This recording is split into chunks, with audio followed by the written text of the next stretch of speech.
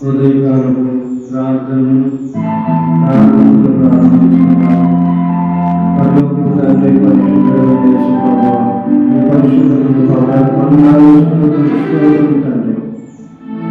ఎక్కడైతే ముఖ్య నామాలు కోరుకుంటారో వారి మధ్యలో దాన్ని సరిచేయాలని ఈ సేవను దీవించు, ఆశీర్వదించు. ఈ సేవను మీరు కట్టుకుని ప్రభావ, నేను అయోగ్యుడిని, అపాత్రుడిని ప్రభావ, నేను ఏమాత్రం యోగ్యత లేని వాడు. నీ పని చేయటంలో నేను ఏమాత్రము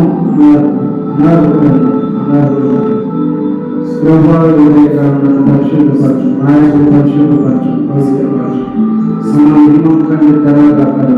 ఈ సేవను కట్టగా అభివృద్ధి చేసి బ్రహ్మాండం తోడుగా నడిపించు. బ్రహ్మాండే నడిపించు. ఇవే మా దేవుడు, ఇవే మా దేవుడు. నీవు తప్పలేని దేవుడు మాకు.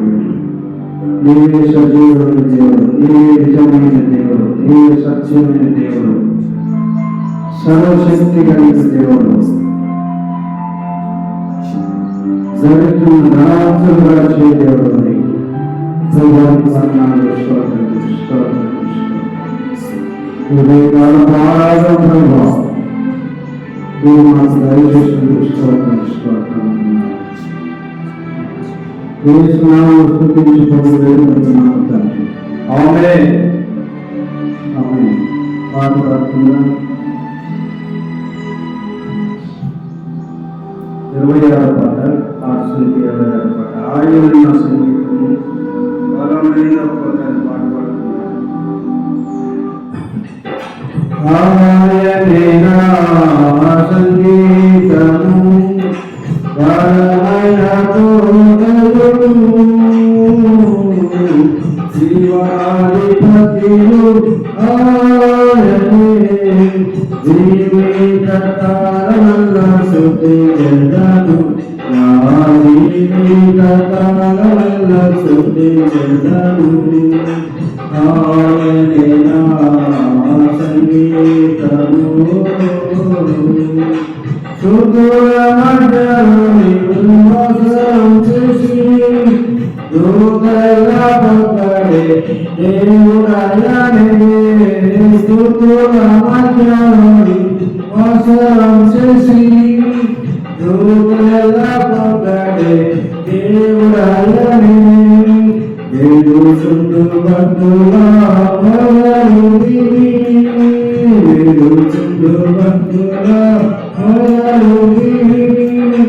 దిక్కులేని పిల్లలకు దేవుడయని, దిక్కులేని పిల్లలకు దేవుడయని.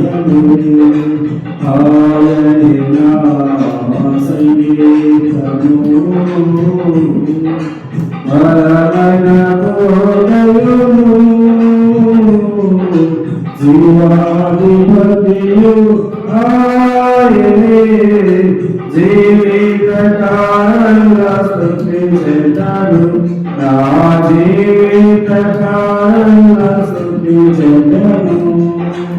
ఆయనే నా సంగీతము.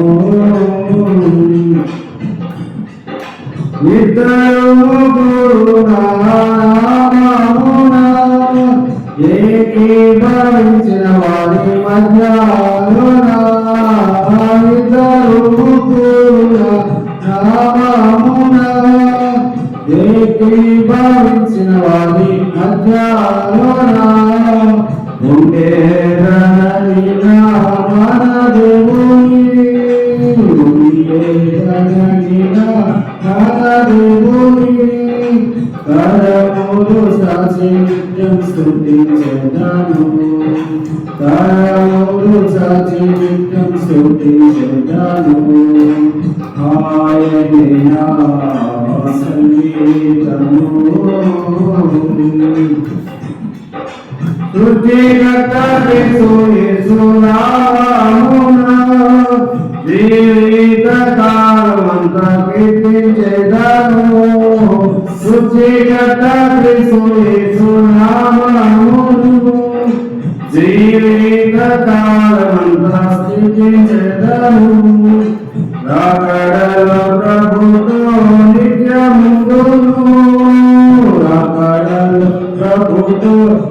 నిత్యముందును లోకేరాను కీర్తించును కొత్తరెదాను లోకేరాను కీర్తించును కొత్తరెదాను ఆయనే నా సంగీతము పరమైన తోడయును జీవాధిపతియు ఆయనే జీవిత కాలమంత స్తుతించెదను నా జీవిత కాలమంత స్తుతించెదను ఆయనే నా సంగీతము. హల్లెలూయా. ఇలా దేవుని వాక్యం చదువుకున్నాను. దేవుని వాక్యంలో ఏమంటే దేవునితో ఒక దినము గడుపుట 1000 దినముల కంటే శ్రేష్టమని.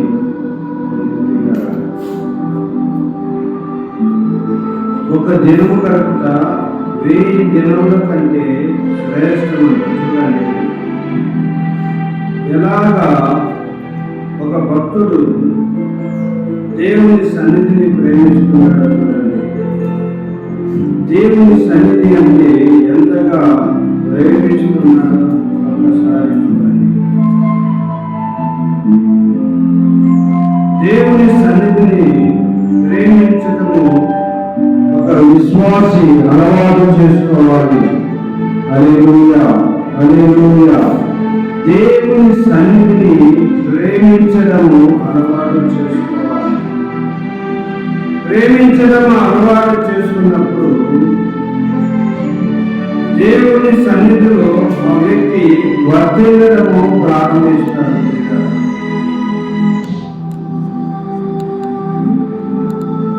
దేవుని సన్నిధిని ప్రేమించేవారు దేవుని సన్నిధిలో వర్ధిల్లడము జరుగుతుంది.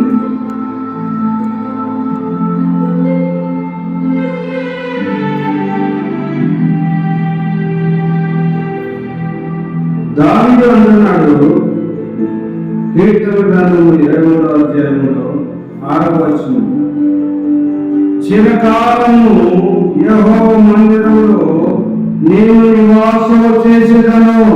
చిరకాలము ఒక రోజు కాదు, 2 రోజులు కాదు, తన బ్రతికిన దినములన్నీ చిరకాలము నేను యెహోవా మందిరంలో నేను నివాసము చేసేదను. చూడండి ఎలాంటి కోరికతో. చూడండి ఒక విశ్వాసికి ఉండవలసినది ఇలాంటి కోరిక ఉండాలి.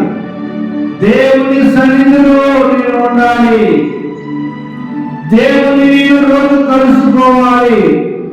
దేవుని వాక్యం నేను రోజు చదవాలి. దేవుని రోజు నేను కలుసుకోవాలనే ఆశ తపన ఒక విశ్వాసికి ఉండాలి. దావీదు అంటున్నాడు, చిరకాలము యెహోవా మందిరంలో నేను నివాసము చేసేదను. I want to spend with God at the end of my life. నా జీవిత కాలం అంతా నేను దేవుని మందిరంలో ఉండడానికి ఇష్టపడుతున్నానని దావీదు చెబుతున్నాడు కదా.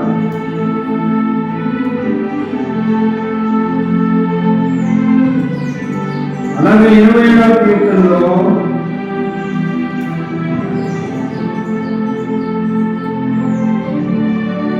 యెహోవాతో కోరమైతిని, దానిని నేను వెతుకుతున్నాను. యెహోవా ప్రసన్నతను చూచుటకును ఆయన ఆలయంలో ధ్యానించుటకును నా జీవిత కాలమంతయు యెహోవా మందిరంలో నివసింపబడుచున్నాను. ఒక వరము అడుగుతున్నాడట. ఒక వరము మనమైతే వరాలు అడుగుతాడు. ఏంటంటే డబ్బు కావాలి, సంపద కావాలి, ఆస్తులు అంతస్తులు కావాలి, ఆత్మవరాలు కావాలి, కృపావరాలు కావాలి అని మనము ప్రార్థన చేస్తాం. మంచిదే, అవన్నీ మనకు అవసరమే. కానీ ఇక్కడ దావీదు అడుగుతున్న వరం ఏంటంటే చిరకాలం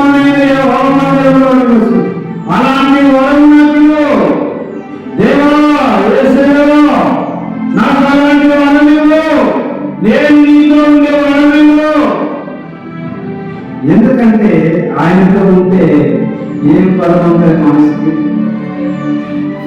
దేవునితో కలిసి జీవించే వారికి ఏమైనా పదవి ఉన్నదా? ఏం పదవి ఉండదు. ఆయనే అన్ని దోచుకుంటారు. మనకి ఏ సమయంలో ఏది అవసరమో ఆ సమయంలో దేవుడు మనకి ఇవ్వడం ప్రారంభిస్తాడు. హల్లెలూయా, హల్లెలూయా.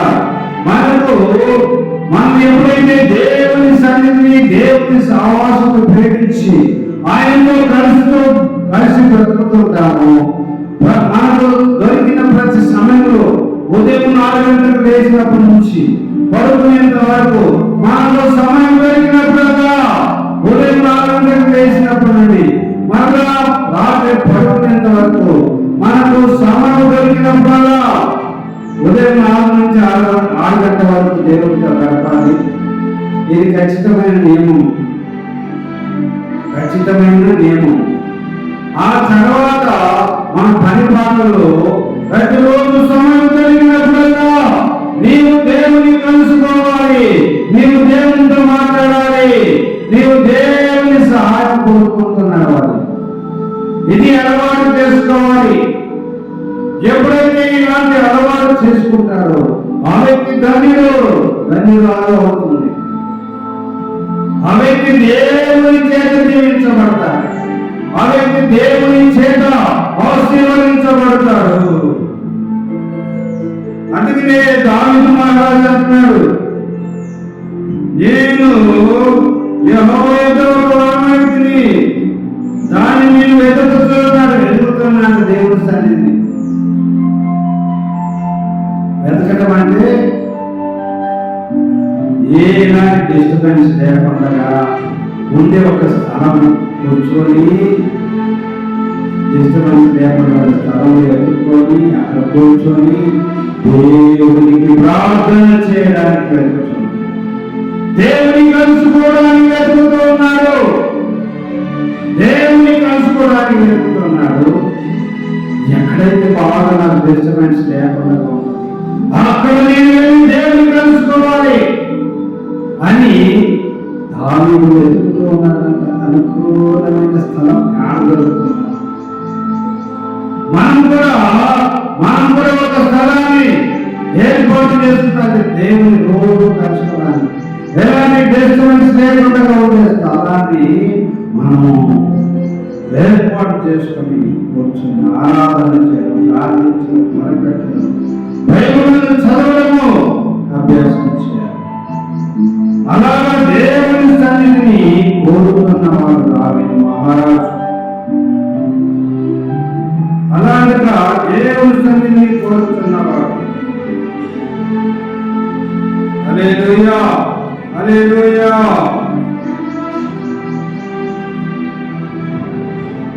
దావీదు కీర్తనలోని 36వ అధ్యాయము 8వ వచనం, 36:8. నీ మందిరం యొక్క సంతృప్తి వలన వారు తృప్తి పొందుతున్నారు. నీ మందిరం యొక్క సంతృప్తి వలన వారు సంతృప్తి పొందుతున్నారు. సమృద్ధి ఎక్కడి నుంచి దొరుకుతుంది? దేవుని మందిరంలో నుండి సమృద్ధి దొరుకుతుంది. అందుకే ప్రతి ఆదివారం దేవుని కలుసుకోవాలి, ప్రతి శుక్రవారం దేవుని కలుసుకోవాలి. దేవుని మందిరంలోకి వెళ్ళి ఉపవాస ప్రార్థనకు వెళ్ళి దేవుని మందిరంలో దేవుని కలుసుకోవాలి. దేవుని కలుసుకోవడం అభ్యాసం చేసుకున్నది. ఎందుకంటే దేవుని మందిరం కలుసుకోవాలంటే నీ మందిరం యొక్క సంతృప్తి వల్ల సంతృప్తి కలుగుతుందని. సంతృప్తి మందిరంలో ఏం జరుగుతుంది? సమృద్ధి కలుగుతుంది. నీకు కావాల్సింది ఏది కావాలన్నా ఇక్కడ సమృద్ధి ప్రారంభమవుతుంది. ఇక్కడ ప్రారంభమై నీవు వెళ్ళే పనుల్లో నీకు జయము కలుగుతుంది. నీవు చేసే పనులు నీకు సహాయం దొరుకుతుంది. నీవు వెళ్ళిన చోట నీకు ప్రజలతో సహాయం దొరుకుతుంది. నీకు వ్యతిరేకంగా ఉన్న వారితో కూడా నీకు సహాయం దొరుకుతుంది. ఎప్పుడు నీవు దేవుని మందిరంలోకి వచ్చినప్పుడు, నీవు దేవుని మందిరం వెళ్ళి నాకు సమృద్ధి దొరుకుతుంది, అక్కడ నాకు సంతృప్తి దొరుకుతుంది అని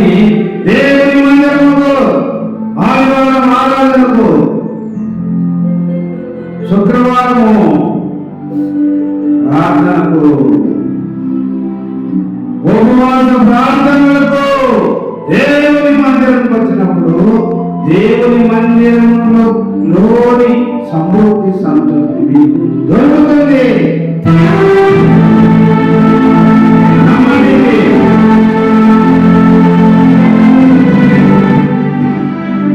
నమ్మండి, దేవుని మందిరంలో నీకు సమృద్ధి దొరుకుతుంది అంతే. హల్లెలూయా. అందులో దేవుని మందిరంలో కూడా నీవు కలుసుకోవాలి. ఒంటరిగా నువ్వు కలుసుకోవాలి, దేవుని మందిరంలో నీవు కలుసుకోవాలి. అప్పుడు దేవుడు నీకు సమృద్ధిని ఇస్తాడు. ప్రార్థన చేసుకుంటాడు. ప్రేమ కలిగిన తండ్రి, పరిశుద్ధమైన యేసు ప్రభువు, పరిశుద్ధమైన పాదాలు తండ్రి, ఉదయకాలం నీ వాక్యం మాకు ఇచ్చినందుకు ప్రతి దినము మేమందరము నీ సన్నిధిని కోరేవారిగా చేయండి, నీ సన్నిధిని ప్రేమించే వారిగా చేయండి, నీ సన్నిధిలో సంతోషించే వారిగా చేయండి. ప్రతి దినం నీకు కలుసుకునే వారిగా చేయండి. ప్రతి ఆదివారం ప్రార్థనలో నిన్ను కలుసుకునే వారిగా చేయండి. నీ మందిరంలో సమృద్ధి దొరుకుతుంది కదా నాయన, సహాయం తండ్రి. దీవించి ఆశీర్వదించు. మీ కృపాక్షేమంలో నెమ్మది దయచేయండి. మీ కుమారు నాయకు కన్ను నాయన వెళ్ళబోతుండగా క్షేమంగా చేర్చు. చూడకుండా పాయములు తప్పించుకు రక్షించి కాపాడు. ఈ మందిరం చుట్టూ మీ కలిసి వేయకుందండి. నాకు దీవించి ఆశీర్వదించు. ఉదయకాల దేవుని నా తల్లికి మంచి ఆరోగ్యం, శక్తి బలం ప్రభు. నా తల్లికి మంచి ఆరోగ్యం, శక్తిని బలం దయచు. మీ దేవుని కృపాక్షేమములు అనుగ్రహించు. యేసు ప్రభు నామములో ప్రార్థించి పొంది వేడుకుంటున్నాము తండ్రి. ఆమేన్. తండ్రికి ప్రేమ, కుమారుని కృప, పరిశుద్ధాత్మ యొక్క నిత్య సహవాసం ప్రతిరోజు దేవుని కలుసుకున్నట్లుగా పరిశుద్ధాత్మ దేవుడు మనందరికీ సహాయం చేయగా. ఆమేన్. ఆమేన్. అందరికీ వందనాలు. ప్రతిరోజు దేవుని కలుసుకున్నాం.